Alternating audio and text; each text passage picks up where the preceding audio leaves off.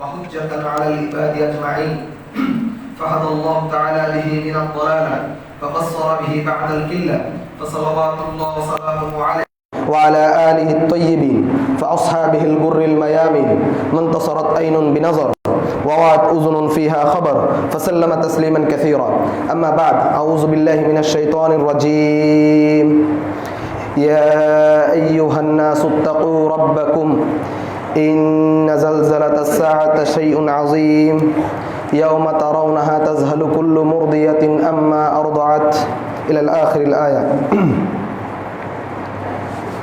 সম্মানিত মসজিদের মুসল্লি, যাবতীয় প্রশংসা, গুণগান, হামদ, সানা, সাজদা, কুরবানি, আমাদের জীবন, আমাদের মৃত্যু, সবকিছু মহামহিম প্রতিপালক রব্বে করিম জাল্লা জালালুহু ওয়া তাকাদ্দাসাত আসমাউহু এর জন্য, যেই মহান আরশের মালিক আমাদেরকে সুস্থ রেখে, সুন্দর রেখে সারা পৃথিবীব্যাপী ফিতনা ফাসাদে পৃথিবী নিমজ্জিত হওয়ার দ্বার প্রান্তে, পৃথিবীর কিয়ামতের ছোট ছোট প্রায় সমস্ত আলামত প্রকাশিত হয়ে যাওয়ার পরেও রব্বে কারীম যাবতীয় ফিতনা ফাসাদ থেকে মুক্ত রেখে আমাদেরকে মসজিদে জুমার দিনে আল্লাহ রাব্বুল আলামিনের পছন্দনীয় সময়ে একেবারে প্রথম প্রহরে মসজিদ ভরা, আলহামদুলিল্লাহ।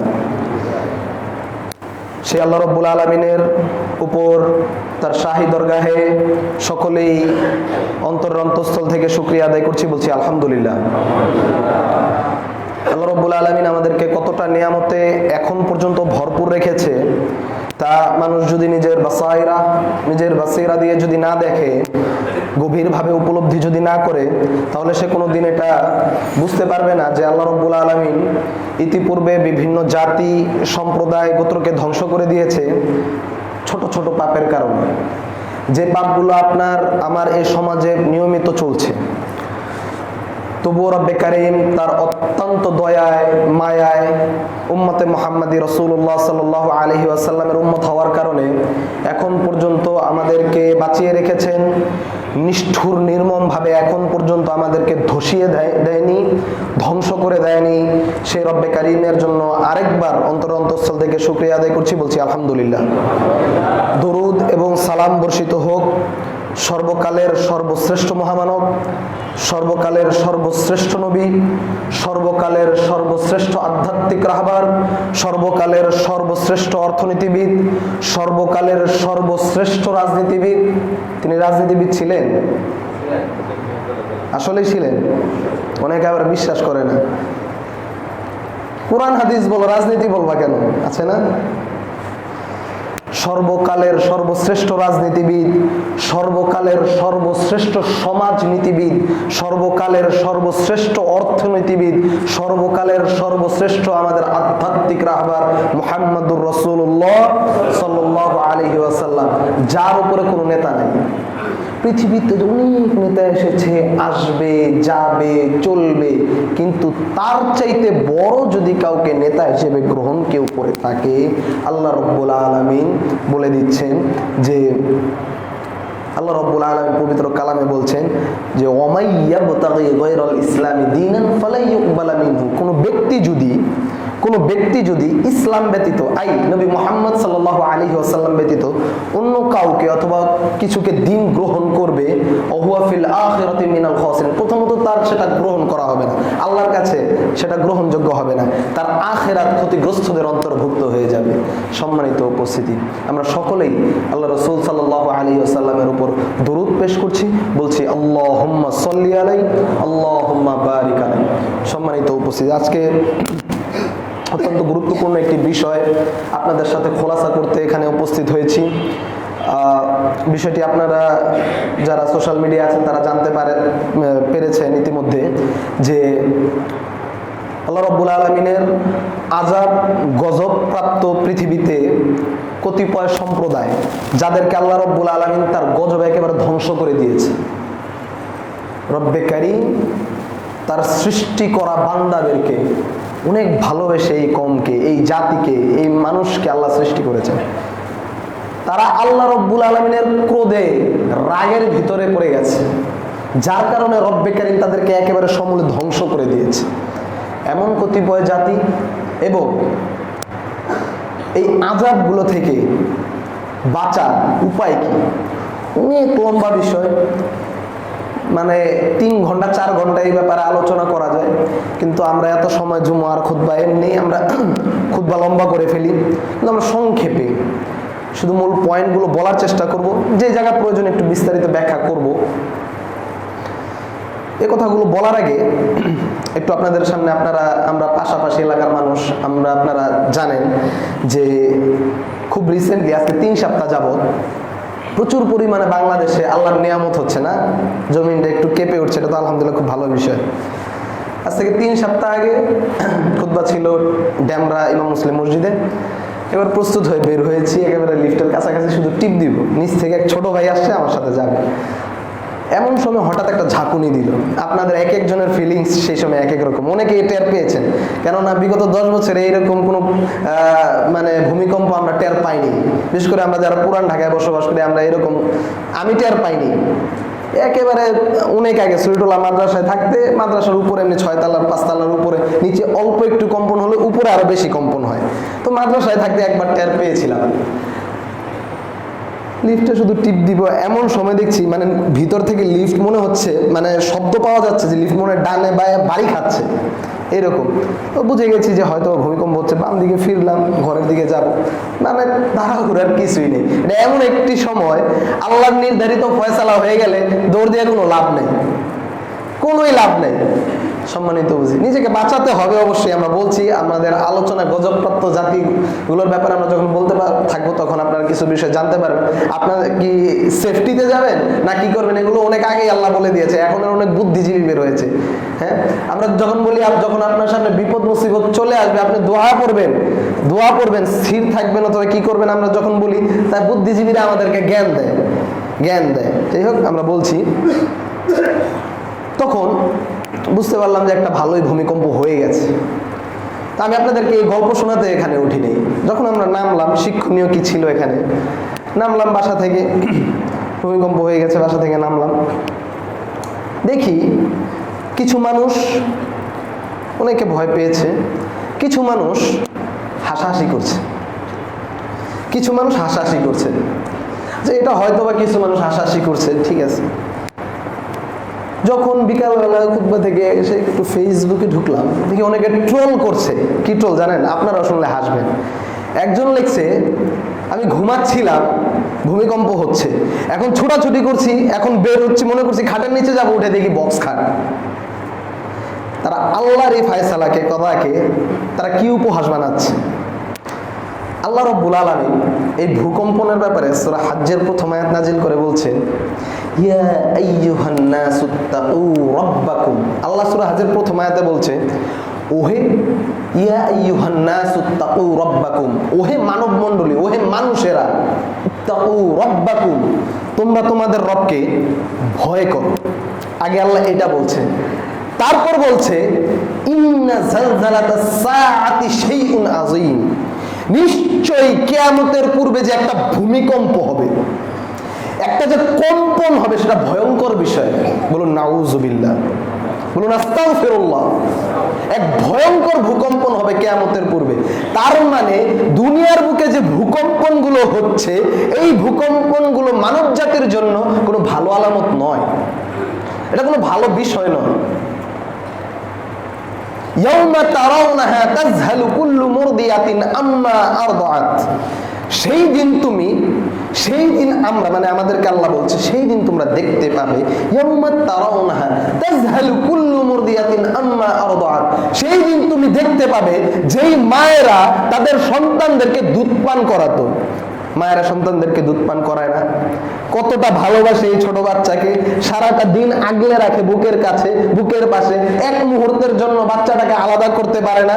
কতটা শ্রম, কতটা পরিশ্রম, কতটা সময়, কতটা মায়া, কতটা মমতা, কতটা ভালোবাসায় আগলে রাখে এই সন্তানকে। সেই দিন ইয়াউমা তারাউনাহা তাযহালু কুল্লু মুরদি সুরিয়াতিন আম্মা আরদাত। সেই দিন সেই মায়েরা দুগ্ধপোষ্য সন্তানদেরকে কোল থেকে ছেড়ে দিবে, বিস্মৃতি হয়ে যাবে, ভুলে যাবে সন্তান কখন কোল থেকে পড়ে গেছে, তার ট্যান নাই, এরকম ভাবে হেলদোল খাচ্ছে পৃথিবী।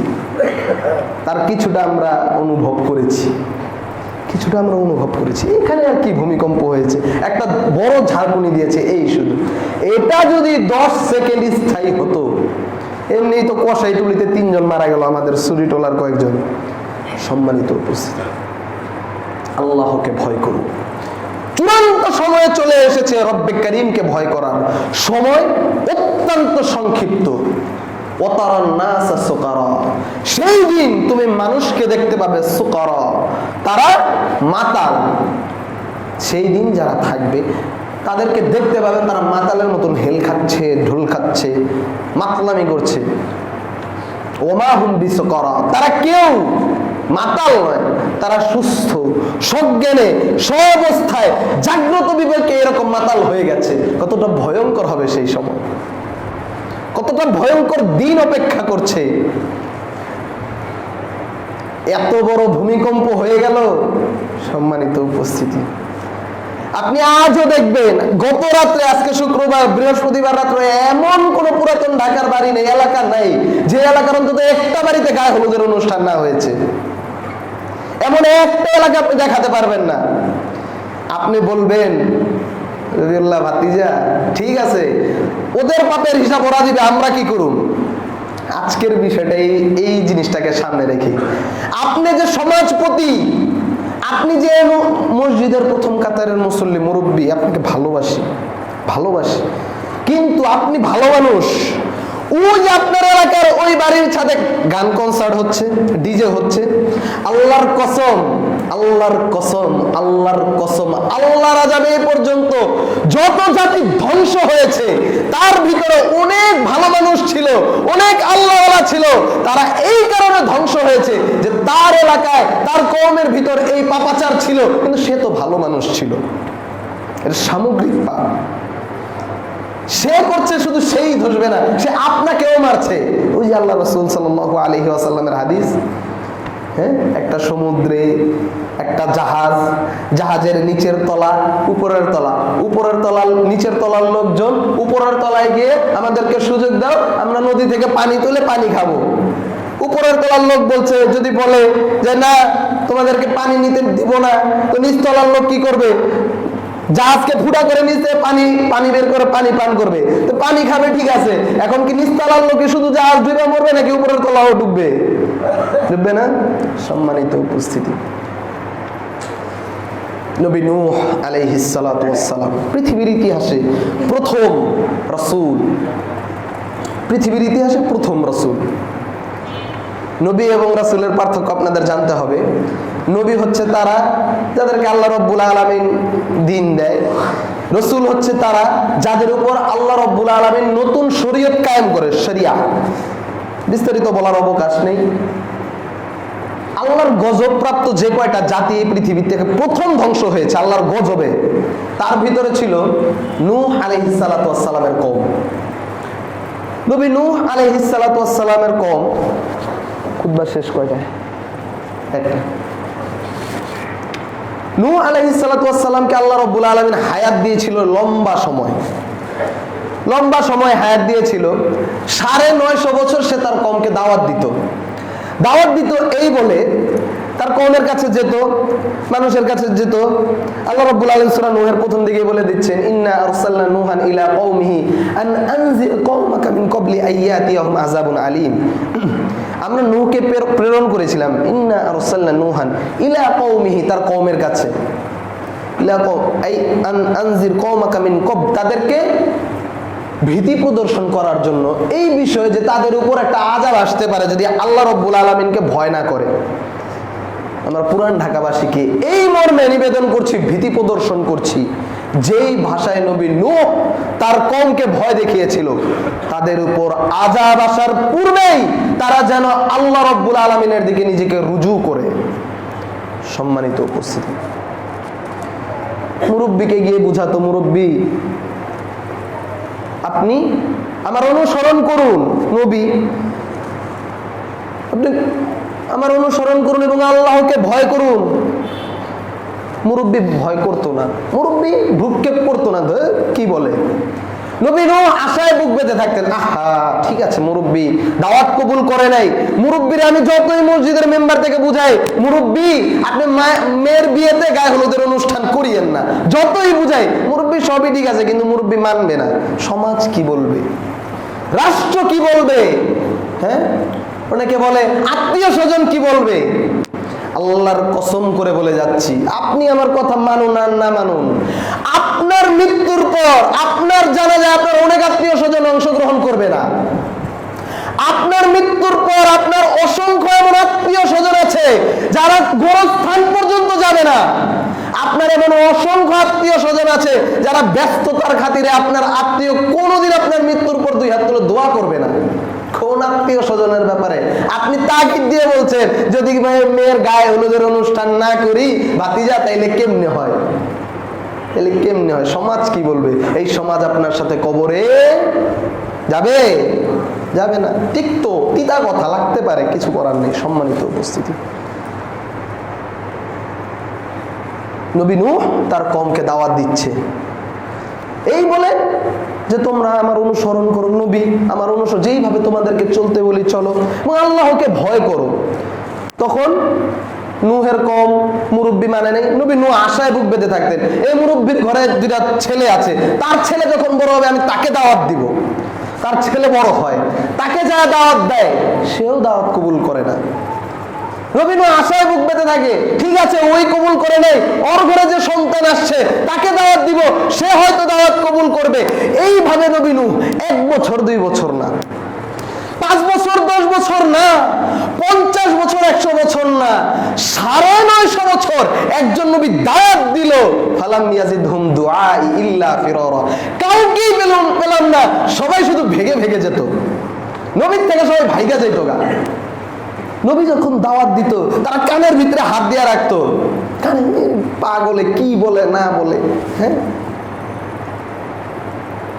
সম্মানিত উপস্থিতি, আল্লাহ রাব্বুল আলামিন এর কাছে তখন নবী নূহ অত্যন্ত কষ্ট পেয়ে 1 বছর 2 বছরের কথা, আমি মালিটোলায় আজকে ডাকছেন আইছি, এরপরের মাসে ডাকবেন আসবো, এরপরের মাসে ডাকবেন আসবো, যদি মসজিদে কাউরে না পাই, যদি এলাকায় সবাই আমারে পাথর মারে, যদি আমার টিপকারি করে, যদি আমার সাথে ফাইজলামি করে, একজন বাচ্চা পর্যন্ত ধাক্কা দেয়, এই ভাই পাগল কি বলে আল্লাহরে মানতে, এই ভাই পাগল কি বলে রাসূলরে মানতে, এই ভাই পাগল কি বলে আম করে গানা বাজনা করতে নিষেধ করে, এইরকম যদি আমার সাথে হটকারিতা ফাজলামো আমাকে লাঞ্ছিত করতে থাকেন, আমি 3 মাস 4 মাস সর্বোচ্চ আসবো, এরপরে আর আমি আসবো। একজন নবী 950 বছর দাওয়াত দিয়েছে, 950 বছর দাওয়াত দেওয়ার পরে কতটা অতিষ্ঠ হলে আল্লাহ রাব্বুল আলামিনের কাছে উল্টা দোয়া করা শুরু করে দিয়েছে। কি দোয়া? ফালাম ইয়াজিদহুম দুআই ইল্লা ফিরারা, এই কাউরে পাইলাম না আল্লাহ, সবাই শুধু ভাইগা ভাইগা যায়, সবাই আমারে রেখে চলে যায়। বলছে ইনতাজারহুম ইউদিল্লু ইবাদাক, আল্লাহ তুমি তাদেরকে তো ধ্বংস করবাই, এদেরকে তো তুমি ধ্বংস করবাই, এদের ঘরে যে আন্ডা বাচ্চাগুলো আসবে, পরবর্তী প্রজন্ম যেটি আসবে, ছোট ছোট বাচ্চা, কতটা অতিষ্ঠ হয়েছে, এই ছোট বাচ্চাদেরকে আপনি ধ্বংস করে দিবেন, কেননা আমি 950 বছর দেখে ফেলেছি, এরা যদি বেঁচে থাকে, এই ছোট বাচ্চাগুলো, এরা আপনার যে সমস্ত ভালো বান্দা দুনিয়াতে আসতে নিবে তাদেরকেও তারা পথভ্রষ্ট করবে। নাউযুবিল্লাহ, একটা কওম কতটা পচে যেতে পারে। তখন আল্লাহ রাব্বুল আলামিন নির্দেশ দিলেন, ওয়াসনাইল ফুলকা, তুমি তরী নির্মাণ করো, বিআইউনিনা, আমার চোখের সামনে, আমার সম্মুখে। আল্লাহ রাব্বুল আলামিন বলছে আমার চোখের সামনে তুমি তরী নির্মাণ করো। দেখুন, একটু তাদাব্বুরের সাথে দেখুন, আল্লাহ বলে নাই যে তুমি দোয়া করতে থাকো, আল্লাহ বলছে তুমি তরী নির্মাণ করো। ভূমিকম্প হলে আপনি সেফ জায়গায় যাবেন, একটা ভয়ঙ্কর প্রাকৃতিক ডিজাস্টার হলে আপনি সেফ জায়গায় যাবেন, ঠিক আছে, সেফ জায়গায় যেতে হবে, আল্লাহর কাছেও পানাহ চাইতে হবে, সেফ জায়গায় যাইতে হবে। আল্লাহ যদি আপনাকে রক্ষা না করে, আপনি যতই সেফ জায়গায় যাওয়ার জন্য হুলুস্তুর হুড়াহুড়ি করেন, কোনো কাজে আসবে? কিন্তু আপনাকে সেফ জায়গায় কিন্তু যেতে হবে। ইসলাম কিন্তু ওটা বলে নেই যে তুমি একেবারে সাধু সন্ন্যাসী হইয়া দাঁড়ায় থাকো, সেফ জায়গায় যাও। আল্লাহ নবী নূহকে বলছে ওয়াসনাইল ফুলকা বিআইউনিনা, আমার সম্মুখে তুমি তরি নির্মাণ করো, আমার গজব আসতেছে, অচিরেই আসছে আমার গজব। তুমি কি তোমার কি আমি আসমানে হাওয়ায় উড়া নিব? না, এইভাবে না। শিক্ষা মানব জাতির জন্য তোমাকে সেফটি নিতে হবে। সম্মানিত উপস্থিতি, আর তখন শুরু হলো, চুলা ফেটে ফেটে পানি বের হওয়া শুরু হলো। আকাশকে আল্লাহ নির্দেশ দিয়ে দিলেন, আকাশ তার দরজা সমূহ, অবারিত বৃষ্টির দরজা সমূহকে খুলে দিল। এমন বৃষ্টি শুরু হলো, এমন বৃষ্টি শুরু হলো, একেবারে সারা পৃথিবী প্লাবনে, নূহের মহাপ্লাবনে ভেসে গেল। জোড়ায় জোড়ায় নবী নূহ কিছু প্রাণীকে নিলেন। যুগে যুগে যে কয়টি জাতিকে আল্লাহ রব্বুল আলামিন ধ্বংস করে দিয়েছে, এর ভিতরে একটি হচ্ছে নবী নূহ আলাইহিস সালাতু ওয়াস সালামের কওম। সম্মানিত উপস্থিতি, এ থেকে শিক্ষা কি? আমরা শিক্ষা বলে যাচ্ছি। ডক্টর গালিব স্যার তার বইয়ে অনেক সুন্দরভাবে তার ইতিহাসগুলো লেখে, পরে আবার শিক্ষাগুলোকে আমাদের সামনে পেশ করেছেন। শিক্ষা কি? একটা বড় শিক্ষা আছে, যারা দাওয়াতি কাজ করেন তারা বুঝতে পারবেন, যারা দায়ী আমরাও বুঝি, যারা দাওয়াতি কাজের সাথে সম্পৃক্ত ভাইরাও বুঝবেন। যারা দাওয়াতি কাজ করবে, আল্লাহর দিকে মানুষকে ডাকবে, সবার আগে বাধা আসবে নিজের কওম থেকে, নিজের এলাকা থেকে, নিজের বাসা থেকে, পরিবার পরিজন থেকে, নিজের দেশ থেকে। ডক্টর জাকির নায়েককে তো দেখতেই আছেন, দেশে নাই। সম্মানিত আপনি দেখবেন, আপনি সহিহ আকীদা গ্রহণ করবেন, সবার আগে বাধা আসবে আপনার পরিবার থেকে, সবার আগে বাধা আসবে আপনার পরিবার থেকে। এরকম অনেক হিস্ট্রি আমাদের কাছে আছে। বিশুদ্ধ দ্বীন আকীদা গ্রহণ করার পর, বিশুদ্ধ আকীদা গ্রহণ করার পর এই সমাজ থেকে এরকম অসংখ্য অগণিত ভাই আছে এই সমাজের, যাদেরকে তাদের পরিবার পরিত্যাগ করেছে। আমরা তো পুরান ঢাকার বিশুদ্ধ আকীদা আহলুল হাদিস এলাকার মানুষ, আমরা এই নিয়ামত এমনি এমনি পেয়ে গেছি, তাই আমাদের জন্য এটা তেমন মানে ভ্যালুয়েবল আমরা মনে করি না। আমি প্রায় সময় আমাদের ছোট ভাই কিছুদের সাথে কথা বলে বলি যে আল্লাহ রাব্বুল আলামিনের শ্রেষ্ঠ নিয়ামতের একটি হচ্ছে, এটা যারা মুসলমান সবার জন্য আল্লাহ রাব্বুল আলামিনের শ্রেষ্ঠ নিয়ামত যে আমরা মুসলমান হয়েছি। সুবহানাল্লাহ, এটা অনেক বড় নিয়ামত যদি আমরা বুঝতাম। দ্বিতীয় বড় নিয়ামত হচ্ছে যে তুমি জন্মগতভাবে এবং আমলগতভাবে, শুধু জন্মগতভাবে না, অনেকে জন্মগতভাবে সহিহ আকীদার আহলুল হাদিস মানুষ, তাই অনেক মনে করেন তাদের হম্বিতাম্বি। আসলে জন্মগতভাবে আহলুল হাদিস হওয়া বড় কিছুই নয়। যদি তুমি আমলগতভাবে আহলুল হাদিস না হও, তাহলে সেটা কোনো ফায়দা নাই। আহলুল হাদিস কি? যারা একেবারে কুরআন এবং রাসূল সাল্লাল্লাহু আলাইহি সাল্লামের সুন্নাহকে মানে কোনো যদি কিন্তু তবে না বলে অ্যাবসলিউট ভাবে স্বীকৃতি দেয়, নিজের জীবনে আমল করে। সম্মানিত উপস্থিতি, তো এটি একটি বড় নিয়ামত।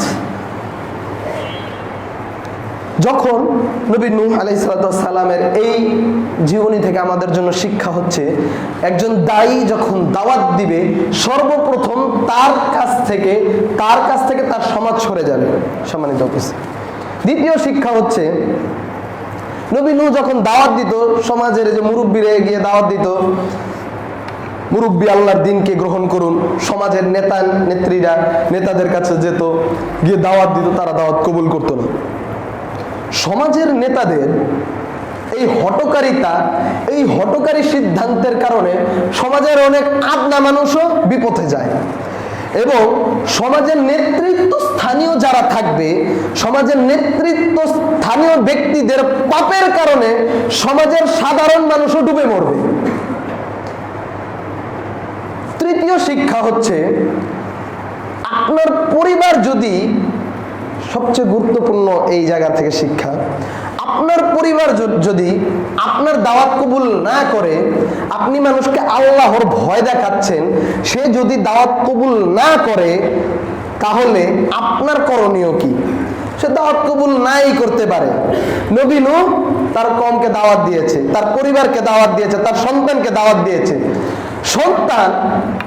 সন্তান পিতার দাওয়াত কবুল করে নাই, সন্তান পিতার দাওয়াত কবুল করে নাই। সন্তানকে নবী নূহ ওহী জানাচ্ছে, আল্লাহর ওহী, যে আজকে প্লাবন হতে পারে, ঈমান আনো, তরিতে ওঠো। সন্তান পিতাকে যুক্তি দিচ্ছে, যখন যখন বড় বড় ঢেউ আসবে, সন্তান বাপরে বলতেছে, নবীরে বলতেছে, এটা জায়গাটা একটু মনোযোগ দিয়ে বুঝে যান। সন্তান বলতেছে আজকে মহাপ্লাবন হতে পারে, আল্লাহর গজবের ফায়সালা হয়ে গেছে। সন্তানকে বলছে, তারা কত বড় হটকারী ছিল, আমাদের মতনই হটকারী। আমাদেরকে আল্লাহ বারবার সিগন্যাল দিচ্ছে, আল্লাহ বারবার আমাদেরকে সিগন্যাল দিচ্ছে, দেখ একটা বড় ডিজাস্টার আসতে পারে, একটা ভয়ঙ্কর কিছু হতে পারে। আমরা যেমন হটকারী, ওই নবীর সন্তানও তেমন হটকারী। কি বলছে সন্তান বাপরে বলতেছে, যখন বড় বড় ঢেউ আসবে, যখন বড় বড় ঢেউ আসবে, সন্তানও বুঝতে পারছে আমার বাপ তো নবী। সন্তান বাপরে যুক্তি দিতে আছে, যখন বড় বড় ঢেউ আসবে আমি তখন পাহাড়ের চূড়ায় গিয়ে আশ্রয় নিব। আহা, নবী নূহ বলছে, হ্যাঁ, যে আজকে আল্লাহর রহমত ছাড়া কেউ বাঁচতে পারবে না। ও হালা বাইনাহুমাল মাউজু ফাকানা মিনাল মুগরাকিন।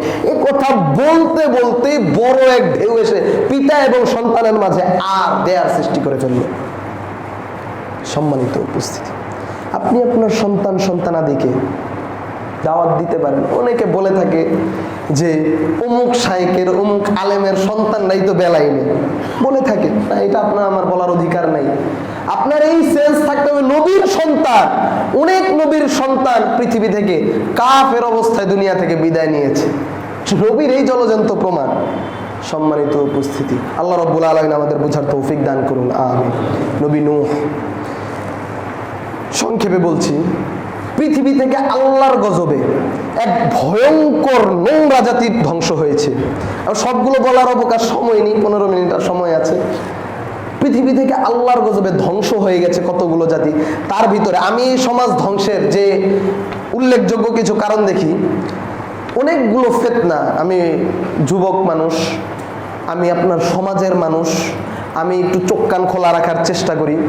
আমাদের মুসলমানদেরকে ধ্বংস করে দেওয়ার জন্য যেই ফিতনাগুলো আমাদের সামনে দাঁড়িয়ে আছে, একটু মনোযোগ দিয়ে শুনুন। কতগুলো ফিতনা আমি দেখি বর্তমান সময়ে, আপনি দেখবেন এত ভয়ঙ্কর রূপে ফিতনা। আমি এই কথাটি কয়েক জায়গায় বলেছি, আপনারা আপনাদের মসজিদের লাইব্রেরিগুলোতে খেয়াল করবেন। একদিন সুরিটোলা মসজিদে এসে নামাজে দাঁড়িয়ে আছি, নামাজের ভিতরে সামনেই সেলফ, তো একবার দুইবার চোখ গেছে, দেখি একটা লাল মলাট বাঁধা একটা বই আছে, চোখটা চলে গেছে, নামাজের ভিতরে চোখ চলে গেছে, দেখি লেখা কিতাবুল মুকাদ্দাস। কিতাবুল মুকাদ্দাস, আমি এটা বলি এখন, প্রায় এই কথাটা আমার বলতে হচ্ছে। তো নামাজের পর আমি তো জানি বইটার ব্যাপারে, আমি আমার কোরআনের মাঝখান থেকে কিতাবুল মুকাদ্দাসটা হাতে নিলাম। ওই পিছনে যে ভাই বসে আছেন সে মনে করবেন কিতাবুল মুকাদ্দাস, বাপ রে বাপ, কত বড় হাদিসের কিতাব জানি, কত সুন্দর নাম না, কিতাবুল মুকাদ্দাস। মুকাদ্দাস পবিত্র, পবিত্র কিতাব। সম্মানিত উপস্থিতি, কিতাবুল মুকাদ্দাস হচ্ছে বাইবেল। খ্রিস্টান এবং ইহুদিদের সম্মিলিত যে বাইবেল, ওল্ড টেস্টামেন্ট এবং নিউ টেস্টামেন্ট, এই দুইটা কিতাবকে একত্রিত করে একে বাংলা ভাষাভাষী মুসলমান মানুষকে খাওয়ানোর জন্য আরবিতে নাম দিয়েছে কিতাবুল মুকাদ্দাস। আমার একজন সাধারণ মুসল্লি কোরআন পড়ছে প্রতিদিন করে, আজকে একটু কিতাবুল মুকাদ্দাসটা পড়ি, কিতাবুল মুকাদ্দাস আজকে একটু পড়ি। সেই দিকে পড়ে দেখবে এখানে লেখা ঈসা মসিহ, সে এখানে দেখবে দাউদের ঘটনা, সে এখানে দেখবে নূহ এর ঘটনা।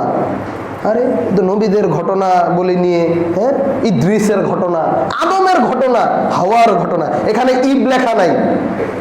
এখানে তারা সুপরিকল্পিত ভাবে এখানে হাওয়া লিখেছে, ইব লেখা নেই, কারণ তাদের মূল কিতাব হলো ইব, হাওয়া। আদমের নাম দেওয়া অ্যাডাম, কিন্তু কিতাবুল মুকাদ্দাসে দিয়েছে আপনি যেটা খাবেন সেটা দিয়েছে। তাদের কিতাবে, এই কিতাবে মুকাদ্দাসে লিখেছে ইব্রাহিম, কিন্তু তাদের কিতাবে আব্রাহাম। এই কিতাবে লেখা হলো আইজাক, আসলে এই কিতাবে লেখা ইসহাক, তাদের কিতাবে লেখা আইজাক।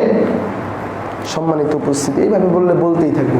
এইভাবে এক ধরনের ফিতনা আপনার মসজিদের শেলফে রেখে দিয়ে যাচ্ছে। দ্বিতীয় ফিতনা, যেই ফিতনা আপনি আপনার চোখের সামনে এই রিসেন্টলি দেখতে পেলেন, একজন নষ্ট বাউল, মুরতাদ বাউল, সে দ্বীন ইসলামের জানেটা কি, সে ইসলাম সম্পর্কে কথা কিভাবে বলতে পারে, সে আল্লাহর সম্পর্কে জানেটা কি, সে কি জানে আল্লাহকে? আমি আপনাকে বলছি, আপনি জানেন আল্লাহকে? আল্লাহ কত বড় আপনি জানেন? আপনি জানেন না, আমি আপনাকে জানাই। আল্লাহকে আপনি জানেন? আপনি যে ঢাকায় বসবাস করছেন, ঢাকাটা কত বড় আপনি জানেন? আপনি যে বাংলাদেশের ভিতরে ঢাকাটা আছে, বাংলাদেশটা কত বড় আপনি জানেন? আপনি যে সাউথ এশিয়ায় বসবাস করেন, এই সাউথ এশিয়ার ভিতরে বাংলাদেশটা কতটুকু আপনি জানেন? পুরো এশিয়াটা কত বড় আপনি জানেন? কত বড় এশিয়াটা? সারা এই 7টা মহাদেশ মিলে এই পৃথিবীটা, এই 7টা মহাদেশ কত বিশাল আপনি জানেন? আপনি জানেন কত বিশাল? বলা হয় এই পৃথিবীর 4 ভাগের 3 ভাগ পানি, 1 ভাগ হচ্ছে এই সমতল ভূমি, আমরা যেখানে থাকি। তাহলে পৃথিবীটা কত বড় আপনি জানেন? আপনি জানেন? এই পৃথিবী থেকে কত বড় সূর্য আপনি জানেন? সূর্য কত বড়, কত লক্ষ গুণ বড় আপনি জানেন? আপনি জানেন না। এই রকম হাজার হাজার নয়, লক্ষ লক্ষ সূর্য, চন্দ্র, পৃথিবী, বুধ, শনি, মঙ্গল সহ লক্ষ লক্ষ নক্ষত্র মিলে একত্রিত হয়ে এই গ্যালাক্সি।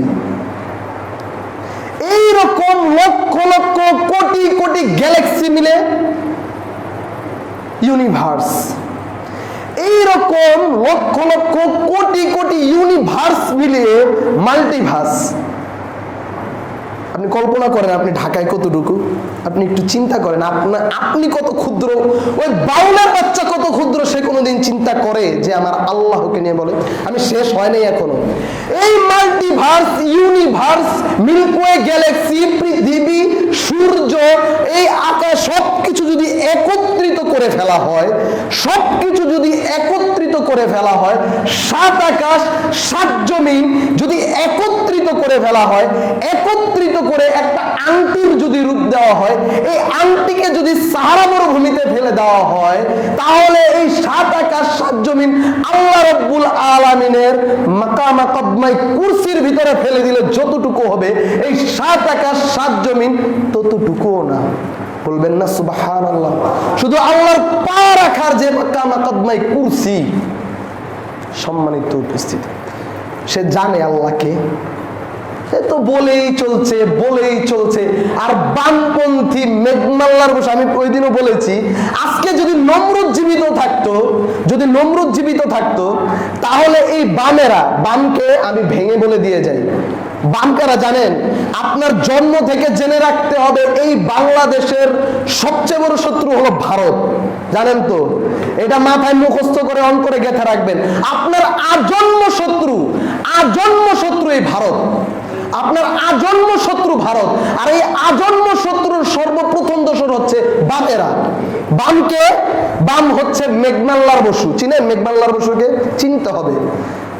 আজকে যদি নমরুদ জীবিত থাকতো, এই নমরুদের পক্ষে যেত এই মেঘমাল্লার বসু। যদি নমরুদ বেঁচে থাকতো, নমরুদের পক্ষে যেত, এই নমরুদের পক্ষে যেত তাসলিমা নাসরিন। যদি নমরুদ বেঁচে থাকতো, নমরুদের পক্ষে যেত শাহরিয়ার কবির। তারা হচ্ছে ইসলাম এবং মুসলমান। আপনি আমার কথা কিভাবে নেবেন জানি না, কিন্তু এটা আপনার জেনে রাখা উচিত। এটা আপনার জেনে রাখা উচিত। আপনার আজন্ম শত্রু তারা। সম্মানিত উপস্থিতি, সম্মানিত উপস্থিতি, এই বাউলদের বিরুদ্ধে, এই বাউলরা কি বলে? আমি তো প্রায় অনেকগুলো তাদের গান ওই দিন ইউটিউবে সার্চ দিয়ে দেখছিলাম, তারা বলে কি? একজন বলছে যে আকাশটা কাঁপছিল কেন, জমিনটা নাচছিল কেন, বরফের গাইছিল গান সেই দিন আকাশটা সেই দিন কাঁপছিল যেই দিন বরফের গান গাইছিল। নাউজুবিল্লাহ। সম্মানিত, তাদের আকিদা, তাদের বিশ্বাস। আমি গত সপ্তাহে বলেছি, এগুলো আসলে মসজিদের মেহরাব থেকে, মেম্বার থেকে বলাটাও লজ্জাকর। মানে গা ঘিন ঘিন করে। আপনারা যে দেখবেন মাঝে মাঝে জটা চুলালা বাউল ফাউল যায়, খুব নিরীহ, হাতে একতারা দোতারা সেতারা নিয়ে যায়। এরা আর কি, তারা মুসলমান না, তারা নিজেরা বলছে। তার ডক্টর আনোয়ারুল করিম তাদের জীবনী, তাদের ব্যাপারে গবেষণা করেছে। আপনি বাংলা একাডেমির বই গিয়ে খুলে দেখুন। একজন কুষ্টিয়া ইসলামী বিশ্ববিদ্যালয়ের একজন প্রফেসর, সে গেছে, সে কিছু মানুষ আছে না যে নিজেরা মুসলমান দাবি করে না, তাও তারা মুসলমান বানাইতে চাই, এরকম একজন প্রফেসর গেছে। লালনের কিছুটা ভক্ত মনে হয়েছিল। প্রফেসর যে কি করছে, লালনের যে ছেউরিয়ার ভিতরে গিয়ে বলছে যে তিনি মুসলমান ছিল, এখন থেকে তার কবরে গানা বাজনা গাঁজা সেবন হবে না, এখানে এখন থেকে কোরআন তেলাওয়াত হবে, মিলাদ হবে, কিয়াম হবে। মানে আমাদের যে মুসলমান, সাধারণ মুসলমানের যে চিন্তা, এগুলো করবে। যাক, আমরা আপনাদেরকে বোঝানোর জন্য বলছি। সে এগুলা বলছে। তো সে 2-3 দিন মিলাদ কিয়াম শুরু করেছে, সে কোরআন তেলাওয়াত শুরু করেছে যে লালনের মাজার রে আমরা এটা পুরোপুরি মাজার বানাবো, এই যে গোলাপ সার মাজার এরকম মাজার বানাবো। তো লালনের যে ভক্তরা, এই যে সাইজির যে ভক্তরা, তারা সবাই একত্রিত হয়েছে। আমরা কিন্তু ওই যে আগে থেকেই বলে দিচ্ছি যে আমরা মনে করেন বানায় বানায় কিছু বলবো, আমরা ওই আহলুল হাদিস ঘরের সন্তান না।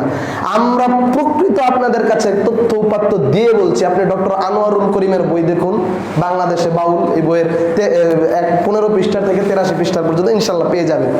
সম্মানিত উপস্থিতি, তখন ওই সাইজির ভক্তরা, লালন ভক্তরা সকলে একত্রিত হয়ে কুষ্টিয়ার ডিসির কাছে গেছে।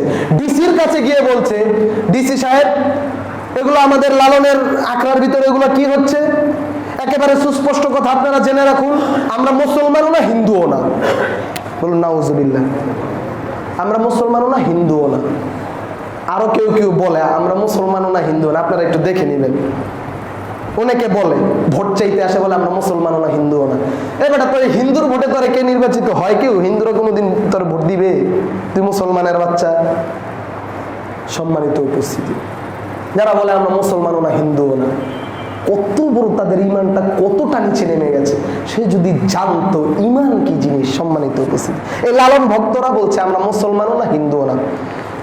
এদিকেই শেষ না, আরো ভয়ঙ্কর কয়েকটা কথা শুনে যান। আপনি বলবেন জটা চুলালা, সাদা কাপড় তেনা পেঁচায় রাস্তা দিয়ে হাঁটে, একবারে 2টা কলা রুটি খাওয়া দেই। দেখেন কি বলছে, দেখুন আমাদের তীর্থস্থান হচ্ছে এই লালনের আখড়া ছেউরি, আমাদের তীর্থস্থান।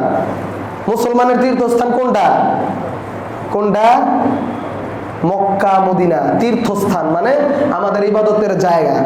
সে বলছে, তারা বলছে আমাদের তীর্থস্থান হচ্ছে এই লালনের আখড়া। আমাদের নবী লালন এই কথা বলছে। নাউজুবিল্লাহ। আমাদের নবী লালন এটাই বলে নেই, আরো কি বলছে জানেন? লালনের যে গান, এই গান হচ্ছে আমাদের ধর্মীয় শ্লোক, আমাদের ধর্মীয় পুঁথি। আমাদের যেমন কোরআন সুন্নাহ, তাদের হলো লালনের যে গানগুলো, এগুলো হচ্ছে এই যে খাঁচার ভিতর অচিন পাখি কেমনে আসা যায়, এগুলো হলো তাদের ধর্মীয় শ্লোক। শেষ কথা এটা বলছে, নাউজুবিল্লাহ, শেষ কথা এটা বলছে যে আমাদের কালেমা হচ্ছে লা ইলাহা ইল্লাল্লাহ লালন নবিউল্লাহ। এই কথা বলছে। আপনি তাদেরকে মুসলমান বলেন, আপনি মুসলমান কিনে এত সন্দেহ আছে। তাদেরকে যারা কাফের বলবে না, ফতোয়া আমি দেই নেই ভাই, ফতোয়া বড় জায়গা থেকেই এসেছে। তাদেরকে যারা কাফের মনে করবে না, কাদিয়ানি যেমন কাফের, কাদিয়ানিরা যা কাফের আপনারা জানেন, কাদিয়ানি যেমন কাফের, এই সাইজি লালন ভক্তরা হলো এদের চেয়ে আরো বড় কাফের। কাদিয়ানিরা যেমন কাফের ততটুকু কাফের, হিন্দুরা যতটুকু কাফের ততটুকু এই লালন ভক্তরা কাফের, খ্রিস্টানরা যতটুকু কাফের তার চেয়ে আরো খারাপ কাফের হলো এই লালন ভক্তরা। এটা আপনাদেরকে জেনে রাখতে হবে। সম্মানিত উপস্থিতি, এ বিষয়ে বিস্তারিত বলার অবকাশ নেই। কি কারণে আমাদের উপর আযাব এবং গজব নিপতিত হচ্ছে? সম্মানিত উপস্থিতি, চতুর্মুখী ফিতনা 2টা বললাম। তৃতীয় ফিতনা, আমাদের সমাজে, মুসলমান সমাজের ভিতরে কালেমা পড়া, কোরআন সুন্নাহ জানা এমন অনেক যুবক। শেষ যেটা বলে দিচ্ছি, কি কারণে আল্লাহ রাব্বুল আলামিন পৃথিবী থেকে যুগে যুগে অনেক 6টা জাতিকে আল্লাহ রাব্বুল আলামিন ধ্বংস করেছে। একটা ধ্বংস হওয়া জাতি হচ্ছে কওমে লূত আলাইহিস সালাতু ওয়াস সালামের কওম। লূত আলাইহিস সালাতু ওয়াস সালামের কওমের কয়েকটা বাজে স্বভাব ছিল।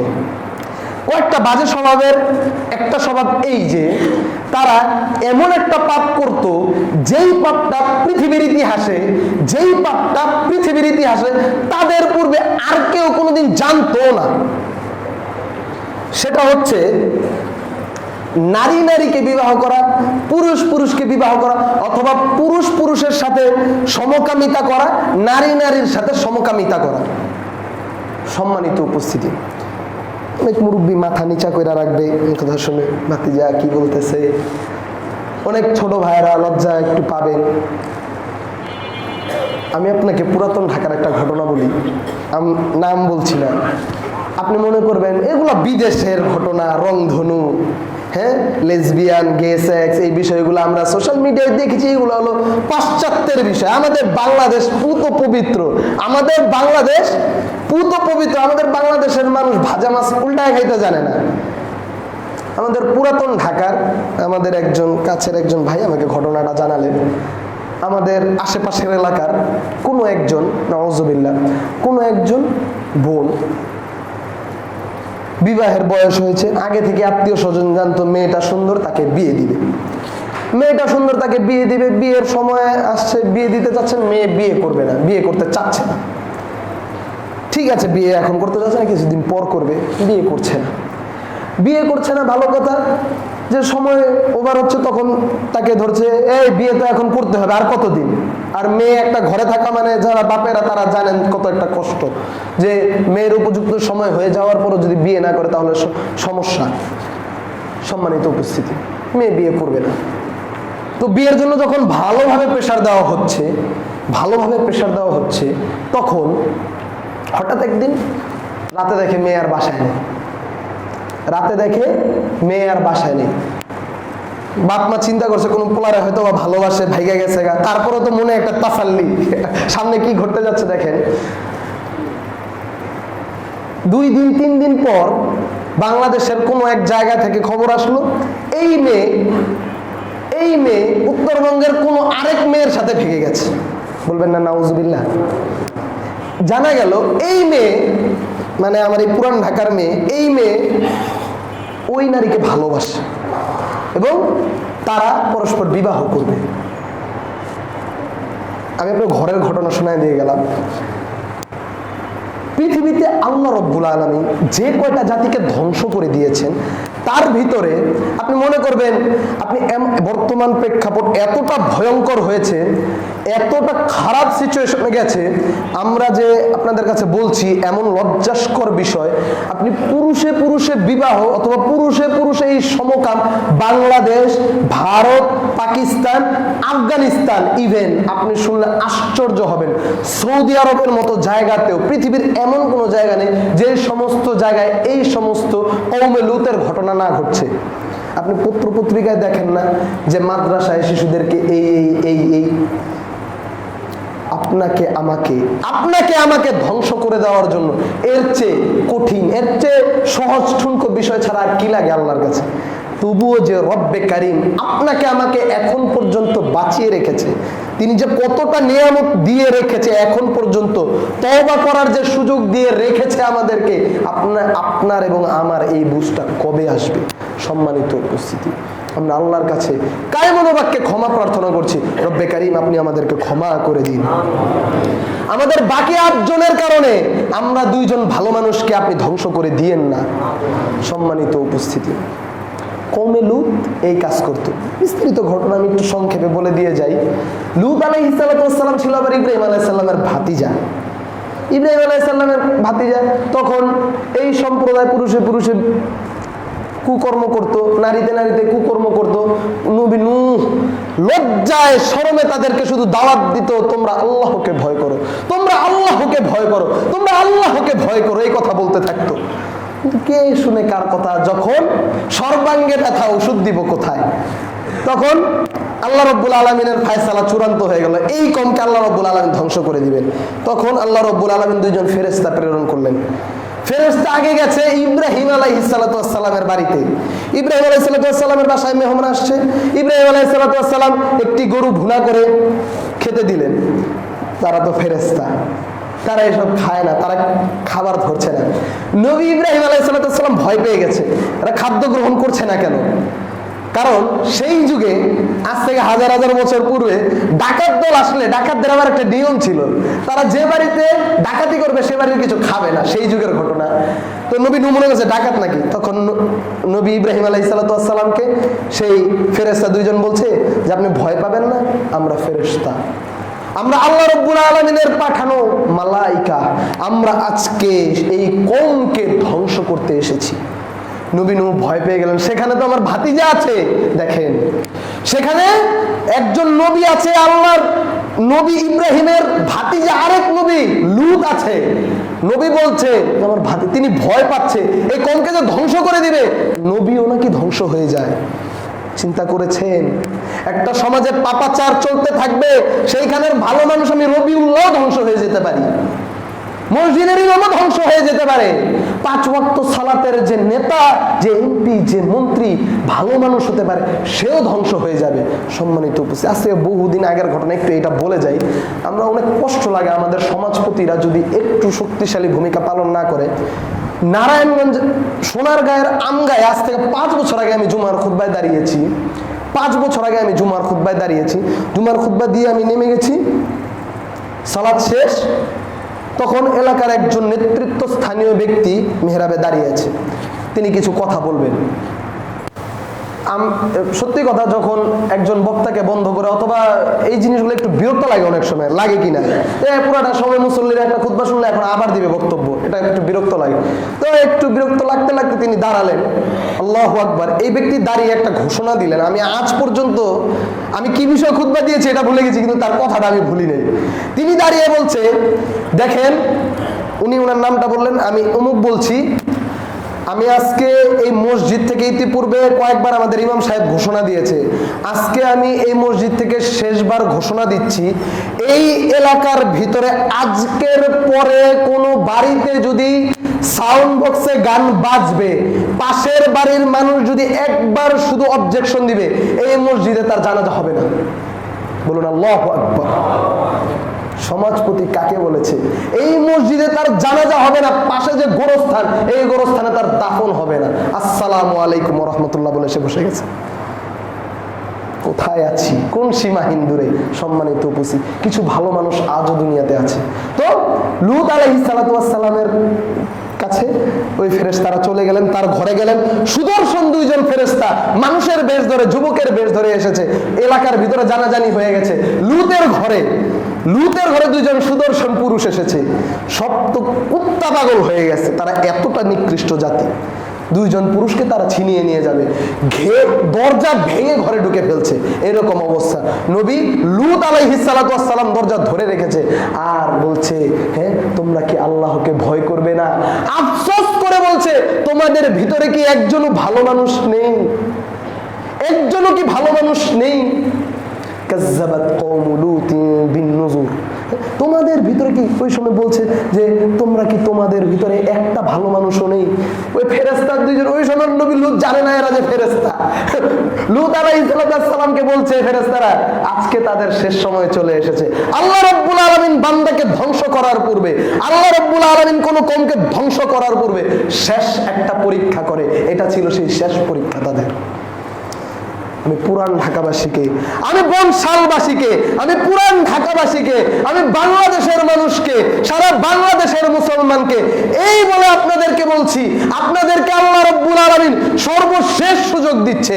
আল্লাহ রাব্বুল আলামিন আপনাদেরকে সর্বশেষ সুযোগ দিচ্ছে। আল্লাহ রাব্বুল আলামিন আপনাদেরকে সর্বশেষ পয়গাম দিচ্ছে। আপনারা এই গানা বাজনা ছেড়ে দিন, আপনারা এই গানা বাজনা ছেড়ে দিন। আল্লাহ রাসূল সাল্লাল্লাহু আলাইহি ওয়াসাল্লাম বলছে, লা তাকুমুস সাআহ, কিয়ামত, ইন্না মিন উম্মতি খাসফুন ওয়া মাসখুন ওয়া কাসফুন, কিয়ামতের পূর্বে 3টি বড় বড় বিপর্যয় ঘটবে। কিয়ামতের পূর্বে 3টি বড় বড় বিপর্যয় ঘটবে। এর একটি হচ্ছে খাসফুন, ভূমিকম্প বেড়ে যাবে, ভূমিকম্প বেড়ে যাবে। সম্মানিত উপস্থিতি, কাসফুন, আকাশ থেকে পাথর বৃষ্টি হবে, আকাশ থেকে পাথর বৃষ্টি হবে। তৃতীয়ত, বান্দার জন্য কিয়ামতের পূর্বে একটি বড় ধরনের বিপর্যয় নেমে আসবে। মাসখুন, তাদের চেহারা বিকৃত হয়ে যাবে। অহরহ ঘটছে, অহরহ ঘটছে চেহারা বিকৃতকে আমি আগেও একদিন আপনাদেরকে বলে দিয়ে গেছি। চেহারা বিকৃতি হচ্ছে, শুকর আল্লাহ করে দিতে পারে, বানরও করে দিতে পারে। আবার আজকের যুগের চেহারা বিকৃতি দেখেন, মানুষ স্ট্রোক করে চেহারা বিকৃতি হয়ে যাচ্ছে, অর্ধেক চেহারা প্যারালাইজড হয়ে যাচ্ছে চোখের সামনে, আপনার সামনে এই পয়গাম। সম্মানিত উপস্থিতি, নিজেকে পরিবর্তন করুন। সময় নেই, সমাজ ধরতে হবে। এই যে ব্যক্তিগত রেকটিফাইয়ের কথা বলি, সামাজিক রেকটিফাই, সমাজ পরিবর্তন করতে হবে। সমাজপতিদের এগিয়ে আসতে হবে। এই দেশকে, এই জাতিকে আল্লাহর গজব থেকে রক্ষা করতে হলে সমাজপতিদের এগিয়ে আসতে হবে। গানা বাজনা বন্ধ করতে হবে। এই 3টা যে অবস্থা হবে, কি কারণে হবে? ইজা যাহারাতিল কিয়াম, যখন নর্তকী বেড়ে যাবে।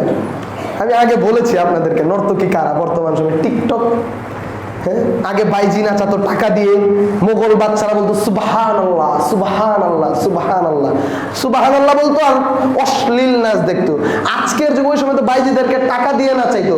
আজকে এমন এক সিচুয়েশন তৈরি হয়েছে, এমন এক নোংরামি শুরু হয়েছে, এমপির মেয়েও নাচে, মন্ত্রীর মেয়েও নাচে, প্রফেসরের মেয়েও নাচে, আরে হুজুরের মেয়েও নাকি এখন নাচে, এবং বিনামূল্যে নাচে, বিনা পারিশ্রমিক। আগে বাইজিদেরকে, হ্যাঁ, মোগল সম্রাটরা বাচ্চারা দিনার দিত, দিরহাম দিত, তারপর নাচতো, আর আজকে তারা ফ্রিতে নাচে। আমি বলি নাই ইজা জহারাতিল কিয়ান, যখন নর্তকী বেঁচে যাবে, ও মাজিব, গান বাদ্যযন্ত্র, হ্যাঁ, এই বাউলরা, এই ফাউলরা, এই আমাদের যুবকেরা, এমন কোন গায়ে হলুদের অনুষ্ঠান নাই যে গায়ে হলুদের অনুষ্ঠানে আরেকজন মুসল্লিকে, আরেকবারের মানুষকে কষ্ট না দেয়। সবাই নিজেকে নিজে বিলাজিল, আজকে এই বাড়িতে এই বাড়ির মানুষ ওই বাড়ির কষ্ট দিতেছে, ওই বাড়ির মানুষ আবার এরপরের দিন নিজের মেয়ের বিয়ে আরে কষ্ট দেওয়া শোধ করে নিবে। সম্মানিত উপস্থিতি, এই তো চলছে। আল্লাহ রাব্বুল আলামিন আমাদেরকে এই সমস্ত পাপাচার, যে কয়টা গজব এই জাতির উপর, এই আদম সন্তানের উপর চলে এসেছে, তার প্রত্যেকটা সবব কারণ আমাদের মধ্যে আছে। আল্লাহ রাব্বুল আলামিন আমাদেরকে তা থেকে রক্ষা করুন, আমিন। অতঃপর নবী লূত এর যে দুইজন মেহমান এসেছিল, তারা এই জাতিকে, লূত আলাইহিস সালামের কওমকে শূন্যে ভাসিয়ে তুললেন। আল্লাহর কজা ফায়সালা চলে এসেছে, তাকে, তাদের এই কওম জনপদকে এইভাবে উপরে শূন্যে তুলে ফেলেছে, তাদেরকে এইভাবে উল্টিয়ে ফেলেছে, তারপর তাদেরকে একেবারে জায়গার ভিতর ধসিয়ে দিয়েছে। বলুন নাউজুবিল্লাহ। অত্যন্ত ভয়ঙ্কর পরিস্থিতি, অত্যন্ত ভয়ঙ্কর পরিস্থিতি। এই ঘটনা ঘটেছে, আপনারা যান জর্ডানে ডেড সি দেখে আসুন, কিছু ডুবে না, সব ভেসে থাকে। অভিশপ্ত জাতি, এই অভিশপ্ত হওয়ার যে কয়টি সবাব তাদের ভিতরে ছিল, তা আমাদের ভিতরে আছে। সম্মানিত উপস্থিতি, আমরা পরিবর্তন হই। তাদেরকে শুধু উল্টিয়ে ধসিয়ে দেয় না, তার ধসিয়ে দেওয়ার পরে তাদের উপর আল্লাহ রাব্বুল আলামিন পাথর বর্ষণ করেছে, পাথর বৃষ্টি করেছে, একেবারে তাদেরকে ঘিরে দিয়েছে এই জাতিকে। যদিও এই জাতি ছিল অনেক শক্তিশালী। আল্লাহ রাব্বুল আলামিন আমাদেরকে হেফাজত করুন, আমিন। ওয়া আখিরু দাওয়ানা আলহামদুলিল্লাহি রাব্বিল আলামিন।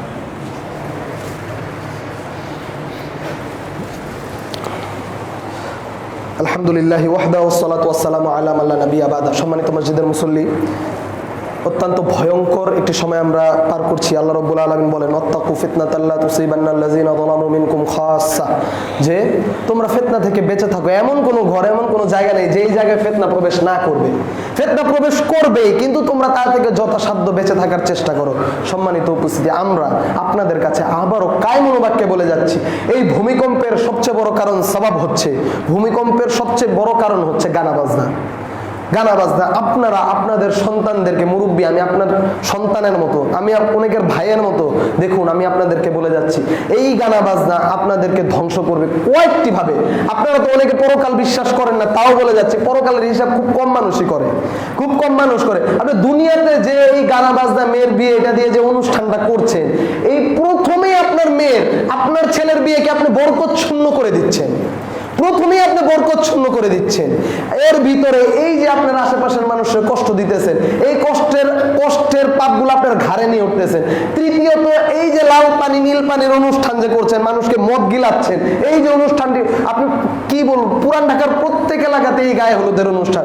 অনেক মানুষ কষ্ট করে, এই যে ঘুমাতে পারে না, পাশের বাড়িতে গান বাজছে, মানুষ তাহাজ্জুদের সালাত আদায় করতে পারে না, এই গানের কারণে অনেক অসুস্থ রোগী, হার্টের সমস্যা, কত ধরনের। আপনি নিজেই গজব ডেকে নিয়ে আসছেন, নিজে তো এক গজব করছেন, আবার মানুষকে গজবের ভিতরে ফেলে দিচ্ছেন। সম্মানিত উপস্থিতি, আমরা আপনাদের কাছে কায়মুন বাক্যে বলছি, আল্লাহর আযাব, আল্লাহর গজব। এই যে 3জন 4জন ঠাস করে হঠাৎ করে মাংস কিনতে গেল, মারা গেল, সে কোনোদিন ভেবেছিল এরকম আকস্মিক মৃত্যু তার হবে? সম্মানিত উপস্থিতি, এগুলো ছোট ছোট আলামত। সম্মানিত উপস্থিতি, আপনারা সতর্ক হন, সাবধান হন। আমরা শুধু আপনাদেরকে সতর্ক ভীতি প্রদর্শন করতে পারি। আমরা সকলে আল্লাহ রাব্বুল আলামিনের কাছে ক্ষমা চাচ্ছি। আজকে এই জুমার খুতবায় আপনারা অন্তত, এই আমার খুতবাটা যতক্ষণ শুনলেন, আপনারা অন্তত, আমি আপনাদের কাছে কায়মুন বাক্যে এই মিনতি করেছি, আপনারা কথা দিয়ে যান যে আপনারা আর কোনোদিন, আপনারা বেঁচে থাকলে, আপনি চাইলেই সম্ভব, আপনার সন্তান সন্তানাদির বিয়েতে এই হারাম, এই হলুদের অনুষ্ঠান করবেন না। বলুন ইনশাআল্লাহ। আল্লাহ রাব্বুল আলামিন, তুমি সাক্ষী থেকো, আমার এই মুসল্লিরা বলেছে, তারা যতদিন বেঁচে থাকবে, তারা কোনোদিন নিজেদের সন্তান সন্তানাদের গায়ে হলুদের অনুষ্ঠান করবে না, এবং তারা এই মর্মেও সাক্ষ্য দিচ্ছে, তারা আপনার কাছে কথা দিচ্ছে, ওয়াদা দিচ্ছে, তারা কোনো অন্য ভাইয়ের বোনের গায়ে হলুদের অনুষ্ঠানে তারা অংশগ্রহণ করবে না। বলুন ইনশাআল্লাহ। আল্লাহ সাক্ষী থাকলো। সম্মানিত উপস্থিতি, 49 নম্বর পুরানা মোগলটুলি মোহাম্মদ ইব্রাহিম ভাই ঢাকা মেডিকেল আইসিইউতে ভর্তি আছে। আমরা তার জন্য পাশাপাশি আমি মেহরাবে উঠতে উঠতে আমাদের মুরব্বীরা কয়েকজন আমাকে বলল যে তারা অসুস্থ এবং আমাদেরও পরিচিত অনেক মানুষজন অসুস্থ। আমরা আল্লাহ রব্বুল আলমিনের কাছে দোয়া করছি, প্রভু এই সময় মসজিদের মেহরাব থেকে যারা দোয়া করে, মসজিদের এই সময়টা, জুমার এই সময়টা বান্দার দোয়া কবুলের সময়, আমরা আল্লাহ রব্বুল আলমিনের কাছে দোয়া করছি, আল্লাহ তুমি তাদেরকে সুস্থতা দান করো। হে আল্লাহ, অনেকে অসুস্থ। বাংলাদেশের সাবেক 3 বারের প্রধানমন্ত্রী এবং আপোষহীনভাবে যিনি বিগত সময়ে সারা বাংলাদেশের মানুষকে নেতৃত্ব দিয়েছে, তিনিও অসুস্থ। পাশাপাশি আমাদের পিতামাতা সহ অনেকে অসুস্থ, মসজিদের অনেক মুসল্লি অসুস্থ। প্রভু হে আপনি তাদেরকে শিফা দান করুন, তাদের পরিপূর্ণ শিফা দান করুন। মসজিদের মুসল্লি অসুস্থ হলে আমাদের নিজেদের কাছেই কষ্ট লাগে। এই মুসল্লিটা মসজিদের ওই কাতারে ওই কিনারে এসে দাঁড়ায়, দুর্বল মানুষটা নামাজ পড়তো, আজকে তিনি নাই, অথবা অসুস্থ হয়ে বিছানায় পড়ে আছে। প্রভু হে আপনি তাদের সবাইকে পরিপূর্ণ শিফা দান করুন। আমিন। আমাদের ভুল ত্রুটিগুলোকে মার্জনা করে দিন। আমাদের যারা দুনিয়া থেকে চলে গেছে